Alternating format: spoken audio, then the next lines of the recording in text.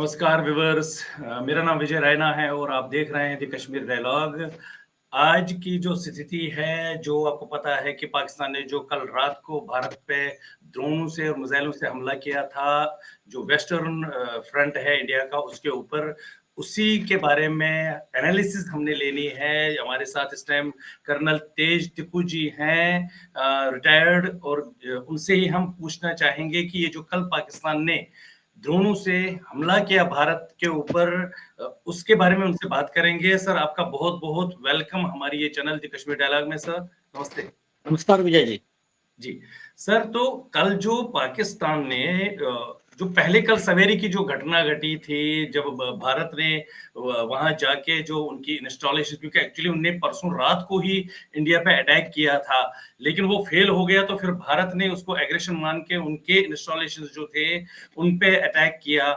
और फिर कल शाम को जो है सैकड़ों की तादाद में उन्हें ड्रोन्स भेजे अलग अलग शहरों में, चाहे जम्मू हो, श्रीनगर हो, पठानकोट, तो यहाँ बहुत इस एरिया को उन्होंने हिट करने की कोशिश की। सर, इसके बारे में हमें बताइए। देखिए विजय जी, जो यूक्रेन रशिया का युद्ध चल रहा है, उससे पहले के युद्ध जो हुए वो अलग प्रकार के युद्ध थे। और रशिया यूक्रेन के युद्ध में हमें ये पता चला कि RMA, revolution in military affairs का मतलब क्या है। रेवोल्यूशन इन मिलिट्री अफेयर्स का मतलब है जब टेक्नोलॉजी आगे बढ़ती है, उसका प्रयोग सबसे पहले मिलिट्री क्षेत्र में किया जाता है, क्योंकि आपकी सिक्योरिटी सबसे महत्वपूर्ण है। जी। आपने इजराइल को देखा रहा, इजराइल गाजा, हूतीज कैसे हमला कर रहे हैं, अमेरिका कैसे हमला कर रहा है। आपने ये देखा होगा आजकल के युग में ड्रोन्स और यूएवी और मिसाइल्स का बहुत बड़ा योगदान है किसी युद्ध के क्षेत्र में। इसमें ड्रोन जो है वो सबसे कारगर माना जाता है, क्योंकि वो सबसे कम कीमती है। अगर आप एक फाइटर जेट को भेजोगे जो millions and millions of dollars का है, और आप उसकी ड्रोन से तुलना करोगे तो कोई तुलना ही नहीं होती, इतना चीप है और काम वो वही करता है। ऐसा नहीं है कि ड्रोन फाइटर जेट्स को रिप्लेस करता है, लेकिन क्योंकि ये बहुत चीप है, क्योंकि इसकी कारगर रेंज भी बहुत अच्छी है, और क्योंकि ये भी एक सटीक निशाने पर पहुंचता है, तो आजकल के मिलिट्री अफेयर्स में ड्रोन का बहुत बड़ा योगदान है। साथ ही में यूएवी, यूएवी वो एयरक्राफ्ट जैसा होता है, अनमैन्ड। तो पहले जब हमने पाकिस्तान के टेररिस्ट कैंप्स पर हमला किया, हमने दुनिया भर को बोल के किया कि भाई ये जो हमारे देश में पिछले 35 साल से आतंकवाद फहरा रहे हैं, और ये तो नून टेररिस्ट हैं, हम इनके ठिकानों पर हमला करने वाले। तो हमने दुनिया भर को बताया। करने से पहले हमने सबको, हमारे विदेश मंत्रालय से सबको ये मैसेज दी गई कि हम ये करना चाहते हैं। अब पाकिस्तान एक कैच 22 सिचुएशन में था, क्योंकि उसने अपने देश में अपेक्षाओं को इतना ऊंचा किया था। आपने देखा होगा पाकिस्तानी सेनेट में किस प्रकार के बयान दिए जाते थे उनके डिफेंस मिनिस्टर से, प्राइम मिनिस्टर ने, उनके सेनेटर्स ने। तो वो तो ऐसा लग रहा था कि हम भारत को वो एक ही दिन में खत्म करेंगे। लेकिन एक जिहादी स्टेट जो है, जो अनहिंज्ड है, जिसमें ये नहीं पता चल रहा है कि उनका लीडर कौन है, और जो प्राइम मिनिस्टर है क्या वो लीडर है, कि उसको आर्मी हेडक्वार्टर में जाकर वहां से हुक्म लेना पड़ता, तो ऐसे स्टेट का आप कुछ नहीं कर सकते। इसलिए जब उन्होंने अपेक्षाएं इतनी ज्यादा बढ़ाई थी कि उनको कुछ करना पड़ा, और उन्होंने टर्की से मिले हुए ड्रोन्स का इस्तेमाल किया, और कम से कम उन्होंने कल 500 ड्रोन से हमारे 36 सिटीज और एयरफील्ड्स के ऊपर हमला किया। आपने देखा होगा सबसे टॉप में अवंतीपुर से लेकर गुजरात में भुज और नल के एयरपोर्ट्स के मिलिट्री इंस्टॉलेशन हमला किया, और कई सारे शहरों पर, जैसलमेर से लेकर ऊपर तक, जम्मू तक। आप भी जम्मू में है तो आपने खुद ही देखा होगा कितने ड्रोन आए होंगे, कितना। जी बिल्कुल। तो अब ड्रोन का ऐसा सिस्टम है, अगर आपके पास अच्छा एंटी एयरक्राफ्ट सिस्टम है, तो अगर आप उसको डिप्लॉय करेंगे तो आप इन ड्रोन के हमलों को नाकारा करें। जी। हमारे पास इग्ला, शिल्का, आकाश और S-400 है, और ये ग्रेडेड रिस्पॉन्स होती है जो बहुत आधुनिक है। इग्ला और शिल्का तो पहले इस्तेमाल हुआ है, पहले भी इस्तेमाल हुआ, रशियन इक्विपमेंट है। लेकिन आकाश हमारा अपना DRDO को बनाया हुआ वेपन सिस्टम, और जो मुझे मेरे पास जानकारी है, आकाश ने पाकिस्तान के कई ठिकानों को निशाना बनाया, और कई सारे ये जो आपके ड्रोन वगैरह है उनको बर्बाद करने में तकरीबन उनके सब ड्रोन खत्म हो गए, एक भी कामयाब नहीं हुआ, नहीं हुआ, एक भी बिल्कुल नहीं हुआ। कामयाब, अगर जी। होता तो बहुत नुकसान। कल हम जम्मू में इस चीज़ को देख रहे थे, क्योंकि यहाँ ब्लैकआउट हुआ था, तो ऐसे धमाके हो रहे थे, और जो कहते हैं ना वो आतिशबाज़ी हम आकाश में देख रहे थे। पहले तो हम कन्फ्यूज़ हो गए कि क्या हो रहा है, फिर हमें समझ आ गया कि हमारा जो एयर डिफेंस सिस्टम है, वो इनको भेद रहा है, ध्वस्त इनको तोड़ करता रहा है, है। जी। क्योंकि जैसे वो लॉक ऑन, पहले वो ट्रैक करता है, आइडेंटिफाई करता है, लॉक ऑन करता है, और फिर जरूरत के मुताबिक उनको हवा में ही बर्बाद किया जाता है। आपने देखा हो कई सारे पड़े भी हैं, कुछ तो जी। जैम किए जाते हैं, कुछ बर्बाद किए जाते हैं। वो डिसीजन जो है नीचे ग्राउंड पर जो ऑपरेट करने वाले हैं उनके हाथ में होता है। ये एक रीजन है कि पाकिस्तान का, कि जो ड्रोन जो टर्की ने उनको दिए हैं, उनको कैसे जी। बर्बाद किया गया कोई नुकसान पहुंचाने से पहले। जी, जी। तो सर जी, जो ये आप प्लीज।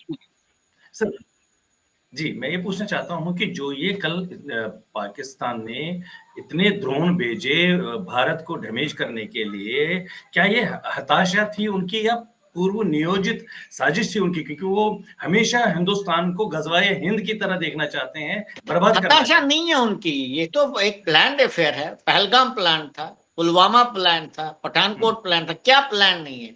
कोई कोइंसिडेंस नहीं है इसमें। जी। लेकिन हुँ, अब हुँ। शायद उनको ये महंगा पड़ेगा, क्योंकि भारत का थ्रेशोल्ड इतना ऊंचा था कि उस थ्रेशोल्ड के नीचे अगर आप जो भी करोगे तो भारत कुछ नहीं करेगा, चुपचाप सह लेगा।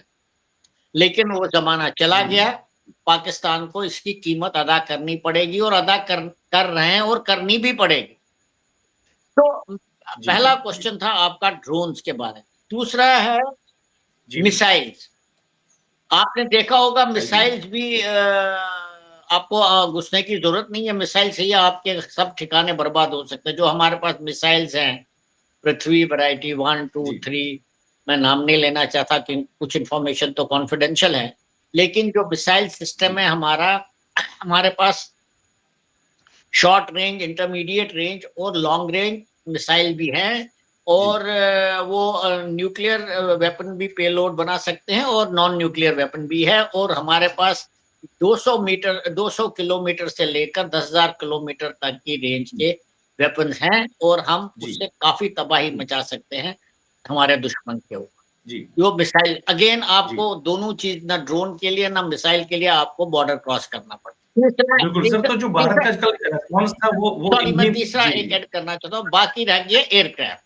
हुँ, अब आपने देखा होगा पाकिस्तान ने ये एक्सेप्ट किया कि जब उनके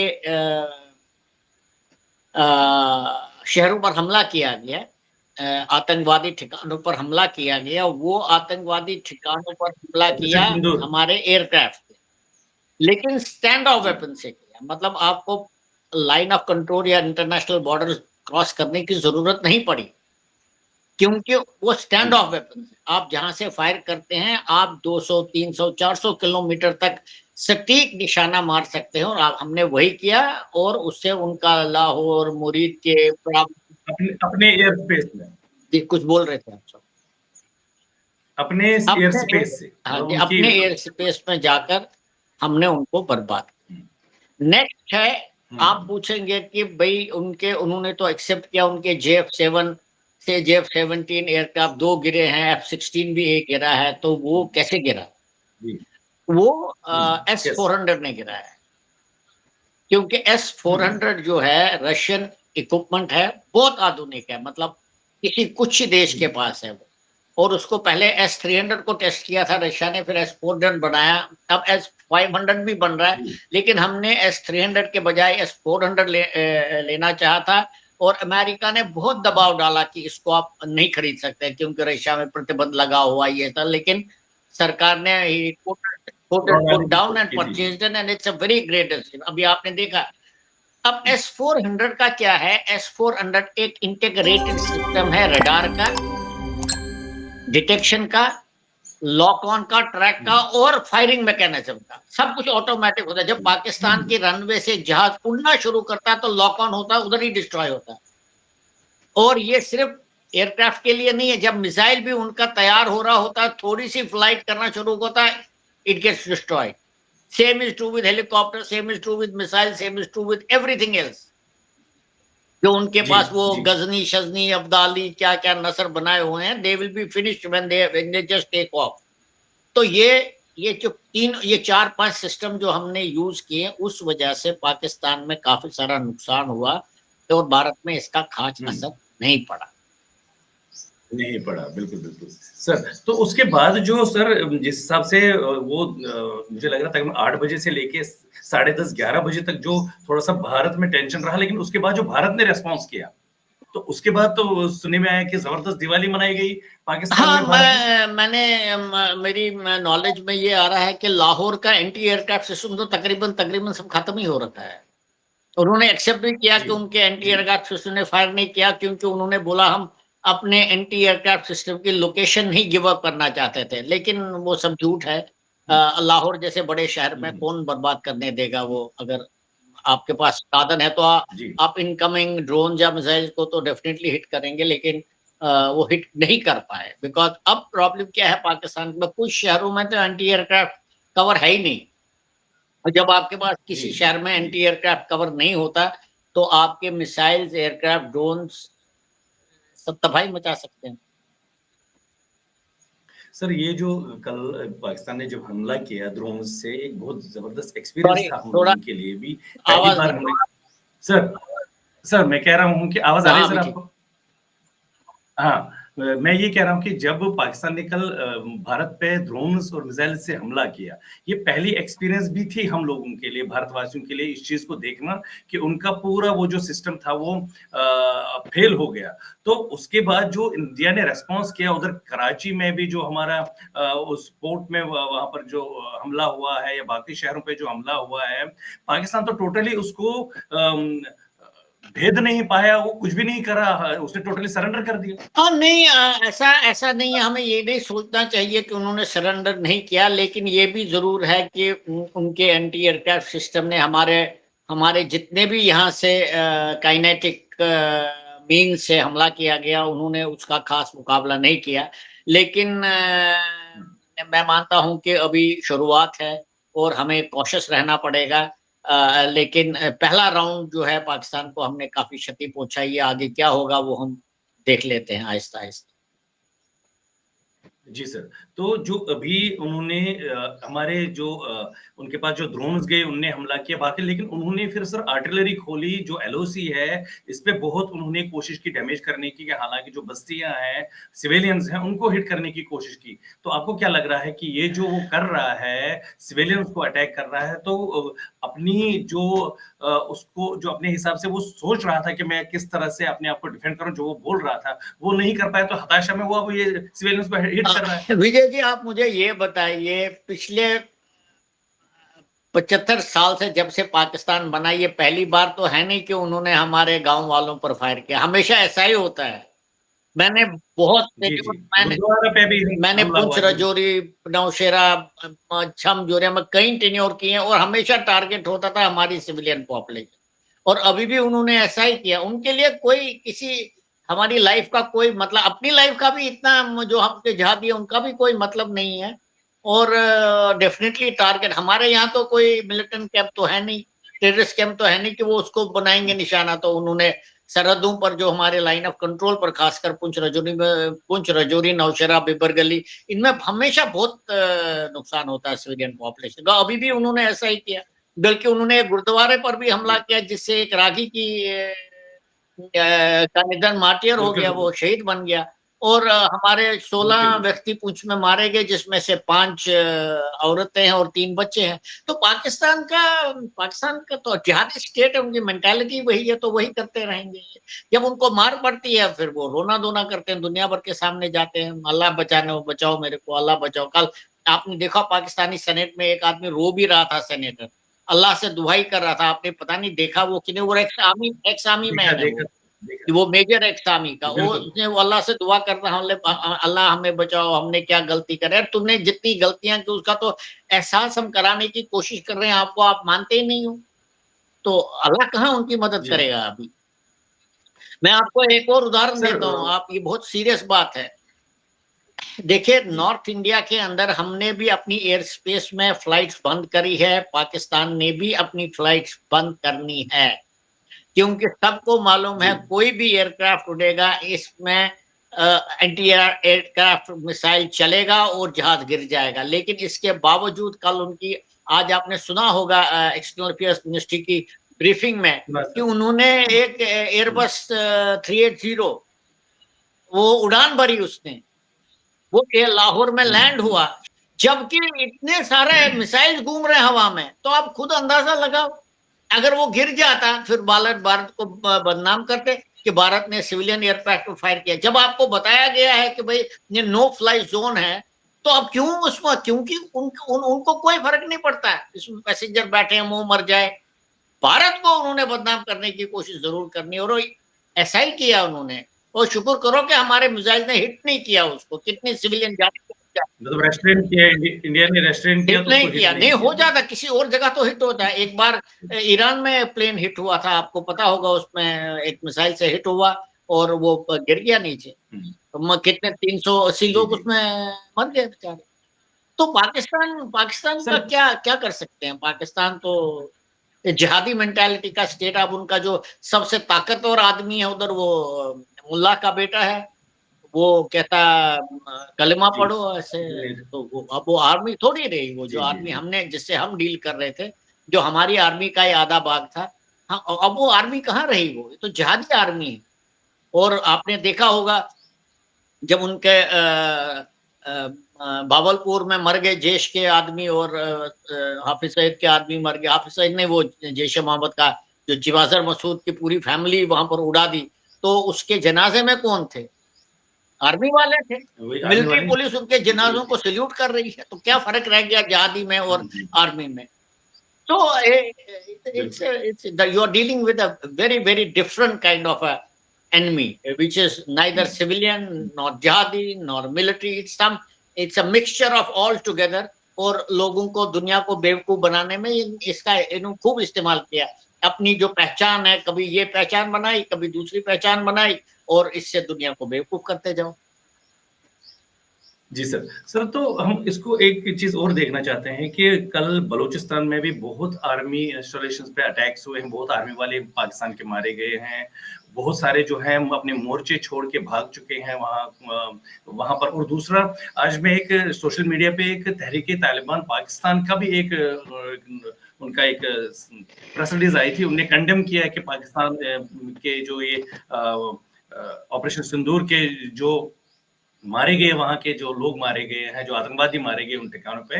लेकिन साथ ही उसने पाकिस्तान आर्मी को भी तंज़ कसा कि इन्होंने ही जो हमारे मुजाहिदीन हैं उनको फिर मारा है। ये नाम के जो इस्लाम के बारे में जो बोलते हैं वो है, ये है। तो बहुत तंज़ उन्होंने कसा है कि आर्मी एस्टेब्लिशमेंट के। तो आपको क्या लग रहा है कि इस टाइम जो पाकिस्तान के हालात हैं, अंदरूनी हालात बहुत ज़्यादा खराब हैं? आप खुद ही देख रहे हैं, पाकिस्तान के अंदरूनी हालात कितने खराब हैं।